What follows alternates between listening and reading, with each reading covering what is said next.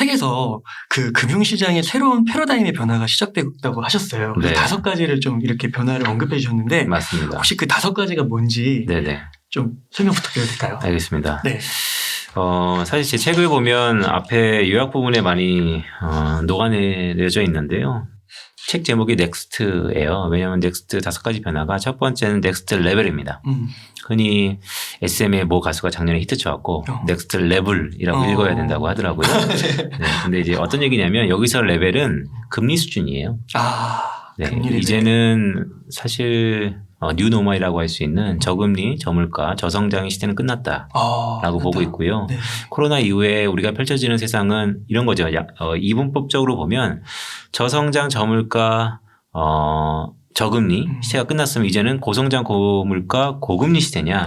저는 그 시대로 갈 거라고 보는데 네. 그 가운데 많은 한 5년 정도의 시기에는 중금리, 중물가, 중성장 시대가 올 거라고 봅니다. 그게 제가 생각하는 넥스트 레벨이고요. 그러니까 이제 금리가 오르긴 오르는데요. 어느 정도 고금리까지는 아니고 하지만 저금리는 아닌 한 중간 정도의 금리 수준이 나타날 거다라고 보고 있고 그렇다면 지금 우리 시장 글로벌 경기가 왜 이렇게 휘둘리냐. 지난 10년 동안의 만성적이었던 이 큰 국면의 변화가 바뀌기 때문에 적응 기간이라고 보고 있습니다. 따라서 어느 정도 적응이 된 다음에는 다시 한번 추세적으로 우상향할 수 있다라는 말씀을 감히 드리면서 우리가 저금리 시대하고는 국면이 바뀌었기 때문에 모든 게 다 바뀌어야 된다라는 말씀을 드리는 겁니다. 일례로 이젠 기업이 다른 데서 돈을 융통할 때 개인도 마찬가지고요. 제로금리가 끝났습니다. 그럼 예전에는 제로금리이다 보니까 꼭 투자할 때 고려는 하겠지만 그 고려의 강도가 고민이 과연 지금의 중금리 시대에 돈을 융통할 때와 비교해 봤을 때는 지금이 훨씬 더 고민스러운 것이죠. 예전보다는 훨씬 더. 그러니까 사람들의 선택과 행위가 다 달라지는 것입니다. 따라서 그런 국면에 들어가기 때문에 그런 국면에서는 또 어떤 투자 측면에서는 자산이 좋았느냐. 이거를 제가 통계적으로 책에는 좀 나타냈는데 좀 미국을 중심으로. 미국은 히스토리칼 그러니까 역사적으로 긴 데이터가 있으니까요. 그래서 제가 정의했던 이 넥스트 레벨은 흔히 최근에 뭐 슬로우플레이션 아니면 스태그플레이션, 리플레이션 이런 얘기가 많아요. 그러니까 경기가 물가가 오르면서 경기도 따라오는 것은 리플레이션이라고 그러고요. 물가가 오르는데 경기가 뒷걸음치는 것은 스태그플레이션, 경기 침체라고 그러는 거고요. 저는 그 중간에 있는 슬로우플레이션, 그러니까 경기가 침체되지 않는데 물가가 오른 만큼 완만하게 오르는 그런 현상을 앞으로 보고 있어서 그런 현상이 미국에 지난 100년 동안에 한 4-5번 있어요. 그 시기에 주식, 부동산, 금리, 채권 어느 자산이 가장 좋았냐라고 보니까 통계적으로 단연 주식입니다. 그 말은 건 뭐냐면 지금처럼 국면이 바뀔 때는 이런 학습효과와 통과 의례로 상당히 부침이 있어요. 하지만 적응이 끝나고 나면 역시 우상향하더라라는 게 넥스트 레벨의 시작이자 결론이고요. 두 번째 넥스트. 요거 넥스트 레벨에서 한 가지 좀 궁금증이 든 게 그 중금리랑 중물가는 실제로 좀 체감을 하고 있는 것 같아요. 맞습니다. 그 페드에서도 올린다고도 했고 맞습니다. 물가도 오르는 것 같고요. 맞습니다. 근데 이게 중성장 있잖아요. 이게 저성장이란 말을 너무 많이 들어서 그런가 성장이 진짜 좀 하기는 하는 건가요? 성장이 0보다 높으면 앞으로 진보하는 것이죠. 그런데 뒷걸음질 그러면 마이너스 스태그플레이션입니다. 제가 정의 내리는 중성장은 잠재 성장률이라는 게 있어요. 잠재 성장률은 뭐냐면 이런 거죠. 흔히 이렇게 제가 좀 설명도 드리는데요. 아침에 자고 일어났을 때 아침에 자고 딱 일어났어요. 컨디션이 좋습니다. 뭐든지 할 수 있죠. 그때 상황과 하루 종일 일하고 밤에 녹초가 돼서 새벽에 딱 퇴근했을 때 자기 전에 그 나의 체력은 앞에 오전이 가장 활발하고 밤에는 가장 체력이 고갈됐겠죠. 자, 잠재 성장률이라는 건 뭐냐면 내가 아침에 일어나서 무엇이 낼 수 있을 정도의 체력을 가지고 있었을 때의 성장률. 즉 기초적인 그러니까 학구적으로 얘기하면 잠재 성장률이라는 것은 상당 부분 인플레이션과 디플레이션을 감안하지 않는 정상 상태의 성장률이라고도 우리가 정의할 수 있는데 그런 건 너무 어려우니까요. 하지만 내가 기초 체력이 최고로 만땅일 때 그때 이뤄낼 수 있는 성장률인데요. 그게 향후 우리가 도달할 수 있는 성장률의 목적지라고 본다면 중성장이라는 것은 이 잠재 성장률 위아래의 어느 정도 횡보하는 수준의 네. 성장률을 얘기합니다. 그게 숫자적으로 얘기하면 미국은 한 2% 정도이고요. 네. 한국은 한 2.5에서 3% 정도 수준이에요. 그래서 그 정도 내외의 성장률을 보였었던 과거 히스토리컬 데이터를 갖고 제가 통계를 책에서는 좀 구분해 놨고요. 앞으로 이제 중성장은 성장이 2% 전후로 될 가능성이 있겠다라는 생각을 하는 거고 공교롭게도 지난 3월 FOMC에서 미국 연준은 분기 말마다 자신이 보는 미국의 성장률을 발표하거든요. 이번에 2.8% 올해 성장한다고 봐요. 그러면 2%에서 한 2.5%가 잠재 성장률로 봤다면 그 정도 수준 내외에서 성장률을 보일 거다라고 올해를 보고 있는 것이죠. 내년에는 또 2.2%예요. 그러다면 올해 내년은 이게 아마 연준 자체도 그냥 중성장 정도로 보고 있구나라고 할 수 있는 것이죠. 약간 뭐 평균이라고 해야 되나? 내면은 얼추. 그렇죠. 뭐 평균으로 잡아도 좋을 것 같습니다. 그렇군요. 두 번째는 이제 넥스트 체인이라고 그래서요. 네. 체인은 우리 흔히 수레바퀴에서 나는 자전거에서 체인인 것이잖아요. 네. 근데 저희가 얘기하는 체인은 밸류 체인입니다. 네. 밸류 체인인 게 뭐냐면 분업 구조라고 이해하시면 좋아요. 글로벌리 제조 분업 구조입니다. 한쪽에선 생산하고 한쪽에선 소비하고 한쪽에선 원료를 대고 흔히 우리가 차이메리카라고 얘기했잖아요. 차이나와 아메리카의 합성어. 2008년 금융위기 이후에 특히 차이메리카가 지금의 중국의 넘버 2를 만들었던 동인이죠. 미국이 계속해서 소비를 해줍니다. 어느 한쪽의 물건을 계속해서 사줘요. 그 물건을 대는 게 중국입니다. 처음에는 중국이 만들 수 있는 게 없기 때문에 중간에 나라들한테 기술을 빌려오죠. 그게 한국이었고요. 네. 또한 값싼 노동력을 데려왔던 동남아시아였고요. 그래서 중국이 커지면 덩달아서 커졌던 한국입니다. 이 차이메이카의 최대 수혜 국가다라고 한다는 것은 한국이 꼭 들어가죠. 그만큼 지금까지의 글로벌 밸류체인의 이 분업 구조에서 한국은 나쁠 게 없었습니다. 하지만 이 분업 구조를 지금 바꾼다는 것이죠. 미국이 이제는 물건을 사주긴 사줄 건데 중국 거는 엔간하면 안 사주겠다라고 대놓고 얘기하기는 어려우니 여러 가지 이유들을 들고 있어요.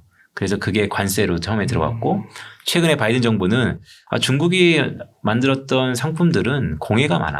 친환경. 네, 친환경으로 이제 갖다 대는 거죠. 그래서 그런 쪽으로 이해를 하다 보면 그러면 지금 어쨌든 전 세계 넘버원이 미국이기 때문에 미국이 하는 대로 100%는 아니겠지만 거의 60, 70%는 바뀔 겁니다. 그렇다면 자, 우리의 선택은 무엇인가?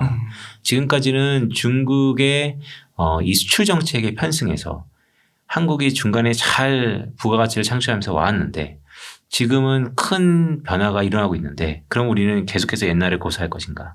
바뀌어야 되는가? 네. 저는 바뀌어야 된다고 보고 있고 제 척에서는 거기서 한 발짝 더 나가서 이 바뀌는 것은 결국 미국이 바뀌려는 가장 큰 산업의 첫 시발점이 뭐냐라고 해서 반도체. 네. 그렇기 때문에 반도체 산업 앞에 말씀드렸던 거고 그렇다면 또 한편으로는 책에 이런 얘기를 제가 했죠. 중국을 대체하는 건 어딜까? 맞아요. 네, 포스트 차이나 찾기. 포스트 차이나. 네, 과거 한 5년 전만 하더라도 포스트 차이나가 인도가 될까? 아니면 베트남 중심으로 동남아시아가 될까? 여러 가지 이견이 있었습니다. 근데 이 책을 기술했을 때 저의 생각은 어떤 한 국가가 중국이라는 큰 위상을 대처하기에는 좀 어렵다. 네. 분할돼서 대처할 것 같다. 라고 해서 어떤 기능 요소별로 좀 바뀔 것 같다는 말씀을 드려요. 그래서 최근에 친환경 ESG가 트렌드입니다. 그런데 다들 ESG는 알겠는데 environment 환경 알겠고 소셜 알겠고 G 거버넌스 잘 알겠는데 사회와 지배 구조는 잘 알겠는데 이 소셜 부분을 도대체 어떻게 정의해야 되지? 라고 퀘스천이에요. 네. 그만큼 모호한 국면이 있다는 것이죠.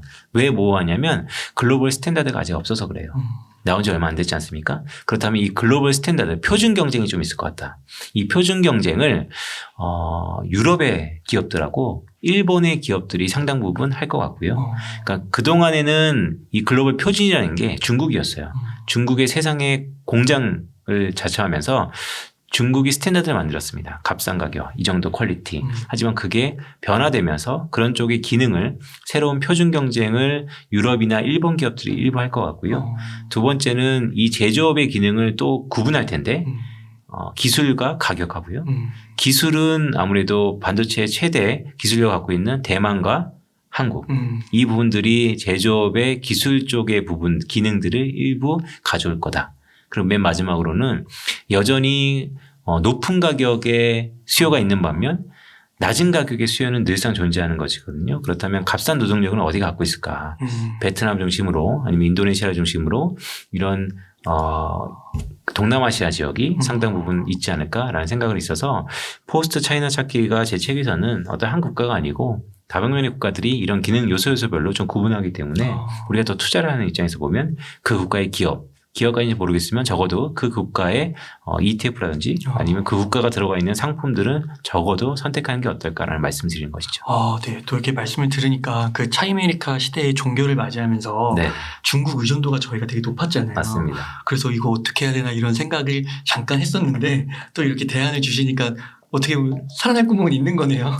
지금부터는 많은 정보들을 정확하게 볼 필요가 있고요. 네. 그리고 자기만의 제가 모두에 말씀드렸잖아요. 맞고 틀린 것도 중요하지만 일단 자기가 남한테 의존하지 않고요. 자기만의 근거와 전략을 제시하는 법을 일단 트레이닝해야 된다라는 말씀드리는 것이죠. 그렇군요.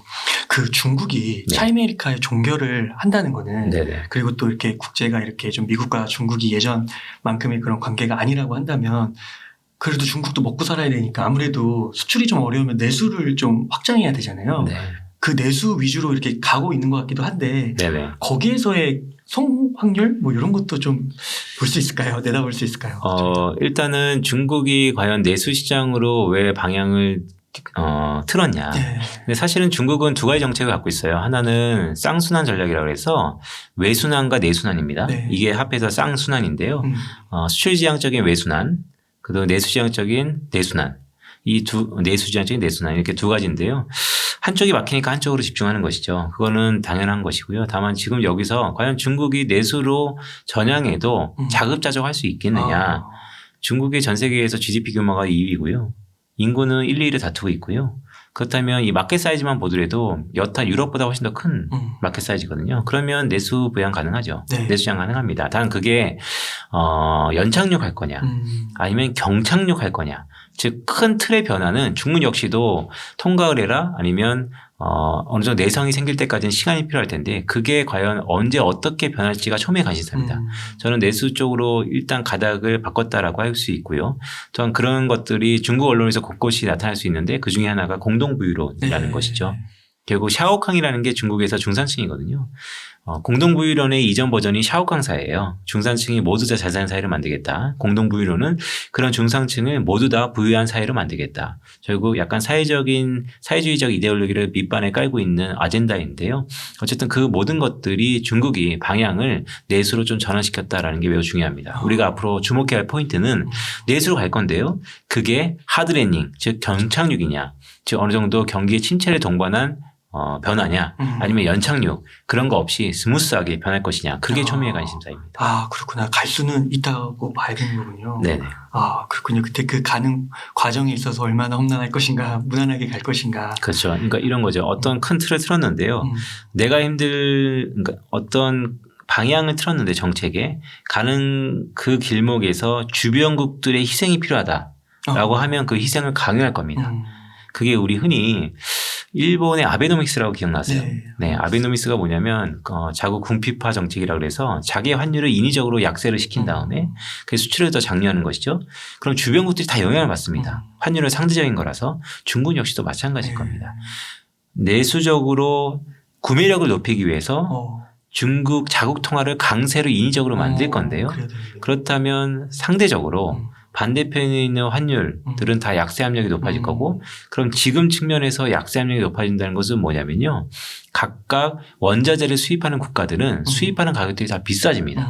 그렇다면 내가 유가를 배럴당 150불에 사와야 되는데 지금 환율의 내 통화가 약세니까 더 많은 가격, 더 큰 가격으로 사야 되는 그러니까 주변국들이 아마 폐해가 이런 단적인 예를 들어서 나타날 수 있는 것처럼 중국의 큰 정책 변화는 주변국들한테도 남의 일은 아니다라는 생각을 갖고 있는 것이죠. 네.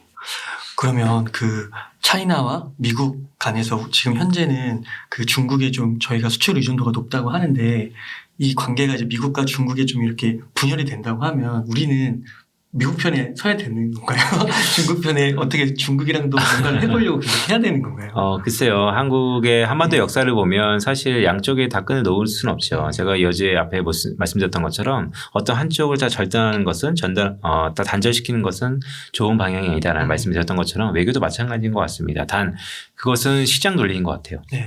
결국 산업 논리로서 한쪽의 익스포저, 즉 의존도가 자연스럽게 줄어들 거라고 봅니다. 그게 중국이 될지 미국이 될지는 아직 모르겠죠. 하지만 지금 전 세계를 호도하고 선도하고 있는 국가와 산업이 미국 중심이기 때문에 아마 그런 쪽의 방향성을 좀 감안하고 우리가 보자라는 말씀 드리는 것이죠.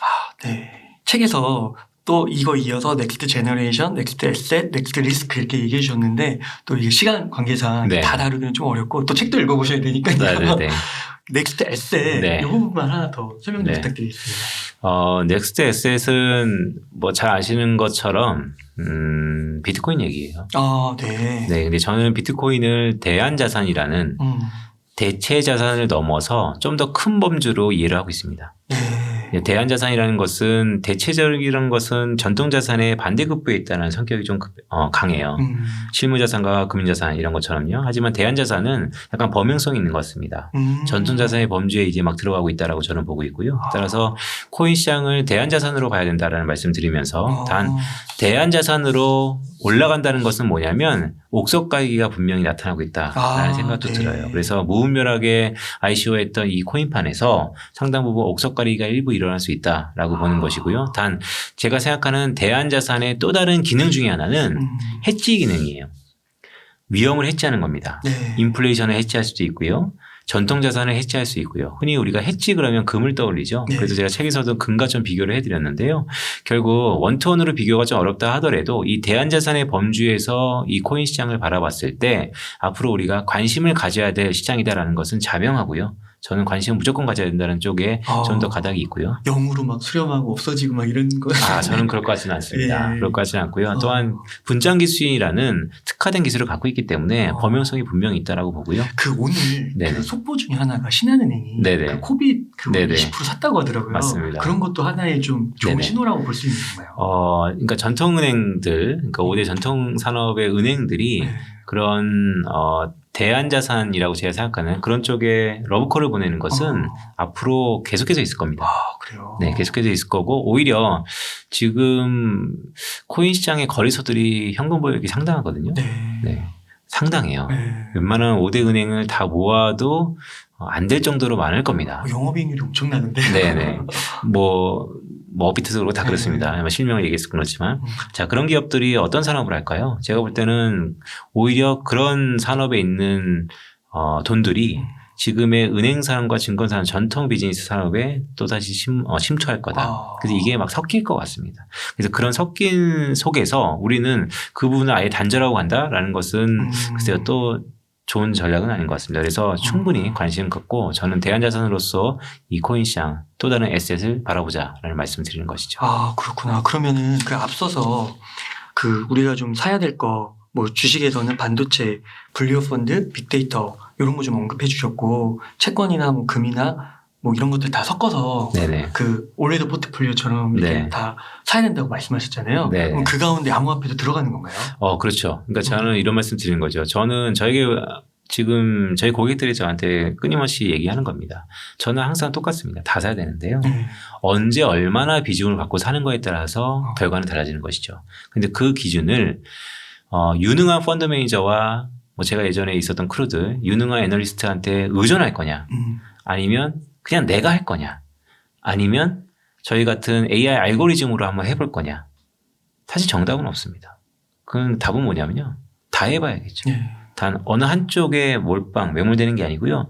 다 해보는 겁니다. 그래서 저는 그 다 해보는 것에 또 다른 범주로서 다 추천을 드리는 것이고요. 단 이 다 해보는 것의 궁극적인 결론은 결국 자기만의 소견과 자기만의 철학은 이런 과정을 거치면서 트레이닝, 훈련돼야 된다는 말씀 드리는 것이죠. 그러면 아까 주식과 채권 이렇게 크게 두 개로 나눌 때 한 6대 4의 비율을 해주셨잖아요. 그건 이제 올레더. 네네. 올레더. 레이달리오의 올레더 전략이 대부분 6대 4고요. 그리고 전통적인 자산 배분이 흔히 러프하게 황금 비율이 6대 4예요. 네. 그러면 암호화폐는 어떻게 들어가는 거예요? 암호화폐요? 네.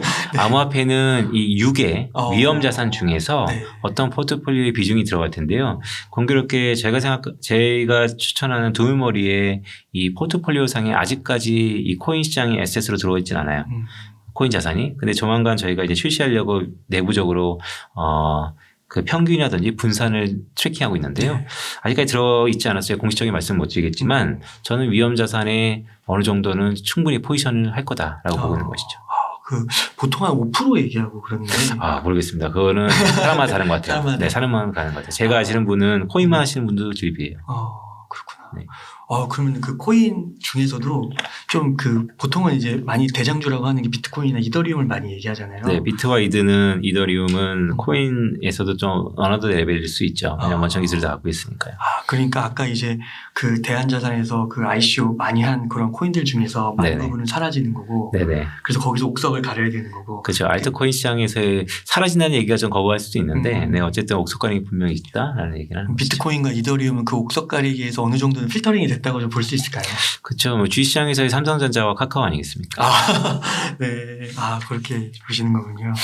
새로운 패러다임의 변화에 대해서 5가지 중에서 3가지에 대해서 너무 잘 이렇게 안내해 주신 것 같고, 그러니까 이게 보통 이렇게 경제 공부를 새로 시작하시는 분들 되게 어려워하시는데 이 방송을 들으시고 또 디테일하고 그런 내용들이 분명 책에 담겨져 있으니까 네. 그건 꼭 책에 읽어보시고 또 확인을 한번 해보시면은 너무 좋을 것 같습니다. 이게 거시지표가 이렇게 통계 자료로 막 나오잖아요. 맞습니다. 근데 이거를 보고 이코노미스트 분들이 해석하는 게 또 다르더라고요. 그렇죠. 이런 거는 왜 벌어지는 건가요? 이런 거죠. 그러니까 어떤 한 현상은 팩트예요. 네. 팩트인 겁니다. 지표가 실물 경제를 트래킹하는 게 대리 변수가 우리가 생각하는 매크로 지표이니까요. 네. 그 지표가 어떻게 나왔다는 것은 팩트인데요. 현상인데요. 그에 대한 해석은 다 분분하죠. 왜냐하면 경제를 좋게 보고 있는 분은 뷰가 딱 좋게 본다라고 하면 지표가 좀 안 좋게 나와도 그 안에서 세부적으로 턴어라운드 좋아지는 것을 찾으려고 노력할 거고 안 좋아도 지난달보다 좋았다면 안 좋은 상태에서 지난보다 좀 더 개선된 의미가 붙다면 거기에 의미를 두고 뷰를 낼 겁니다. 경제가 안 좋았다고 보시는 분들은 옳거니 이제 드디어 침체 신호다. 최근에 장단기 금리차가 그런 것이죠. 장단기 금리차를 보고서라도 일례로 이런 겁니다.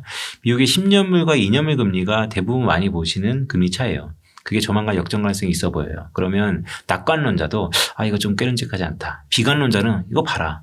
곧 침체다. 하지만 10년물과 3개월물 금리차가 있어요. 네. 이 3개월물은 더 초단기인 것이죠. 그 금리차는 오히려 확대되고 있어요. 그렇다면 이제 낙관론자들은 이거 봐라.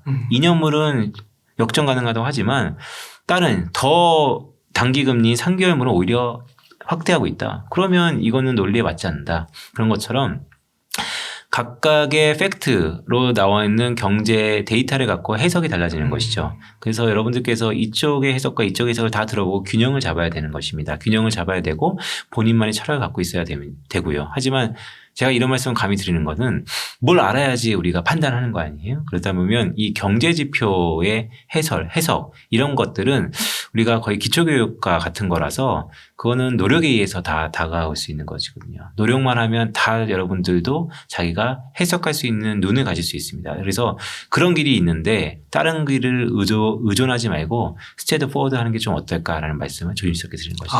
네. 그리고 또 한 가지 궁금했던 게 그 주식 투자할 때 탑다운하고 네. 그리고 바텀업 뭐 이런 네. 얘기를 하면서 네네. 바텀업을 얘기하시는 분들은 이런 거시 변수를 네네. 좀 덜 중요하게 여기시는 것 같더라고요. 맞습니다. 이런 것도 좀 어떻게 바라봐야 될까요? 그러니까 바텀업의 신봉론자라고 얘기할 수 있는 것이 이런 거죠. 세상이 어떻게 변했든 내 주식만 잘 갈 수 있다. 왜냐하면 성장하는 산업은 지금부터 2차 전지 잘 갈 겁니다. 한 10년 정도 수치한다고 볼까요? 10년 전에 테슬라가 막 그때 상장했을 때 나는 앞으로 세상이 바뀔 것 같은데 리세션이 오든 말든 어쨌든 세상에 큰 변화가 있을 건데 그리고 기업 쪽에서의 모멘터를 갖고 계속해서 투자하시는 분들이 특히 세상의 변화가 오히려 더 혼재된 정보, 나의 판단을 더 흐리게 할 수 있다라고 오히려 지향하시죠. 탑다운은 무슨 소리야? 큰 변화가 일단 바뀌고 있는데 그 안에서 하나하나 기업들이 살아남다면 얼마나 살아남을 수 있는데 결국 큰 국면이 바뀌는데 가라앉는 배에서 암만 살아봤자 결국 가라앉는 거 아니냐 이런 얘기가 있는 거예요. 이 역시도 사실 정답은 없어요. 단 저는 어떤 말씀 좀 드리고 싶은 거냐면 저는 이제 탑다운 베이스니까요. 가라앉는 배에서 살아남는 그 확률과 계속해서 우상향하는 국면에서의 잘할 수 있는 확률 바텀업 부분들의 분석이 철저하다 하더라도 국면이 가라앉고 있는지 올라가고 있는지는 분명히 고려할 대상이다. 네. 그거를 아예 고려하지 않아도 돼라고 치부하는 것은 지금같이 국면이 바뀌고 있는 이런 긴축의 시대에 아니 정상화의 시대에 과연 그게 옳은 판단일까? 저는 오히려 고려해야 된다라고 보는 것이죠. 저 금리 같은 건 진짜 너무 중요한 것 같아요. 그렇죠. 네, 전쟁도 너무 중요하고요. 조자님, 요거 한 가지만 제가 네네. 갑자기 또 책에서 정말 궁금했던 게 네네.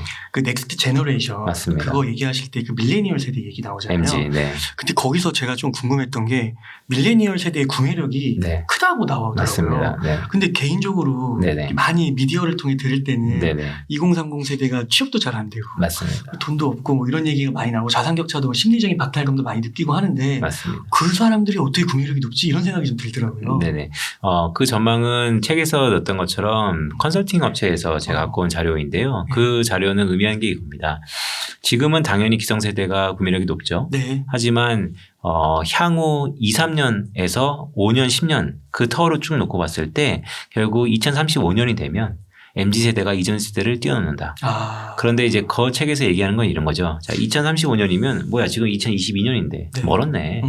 그런데 그렇지 않다는 것이죠. 결국 기업들은 이 부분을 우리가 체감하는 것보다 훨씬 더 단축해서 10년 뒤에 어떤 산업이 바뀐다면 5년 전부터 투자할 거고 투자해야 되는. 네, 그렇다면 곧 우리가 근시안적으로 다가오는 미래에 이미 기업들은 반영을 하고 있다. 그렇기 때문에 우리가 MZ한테 주목해야 된다는 메시지를 전지고 싶은 것이죠. 5가지 변화, 새로운 패러다임은 정해진 미래네요.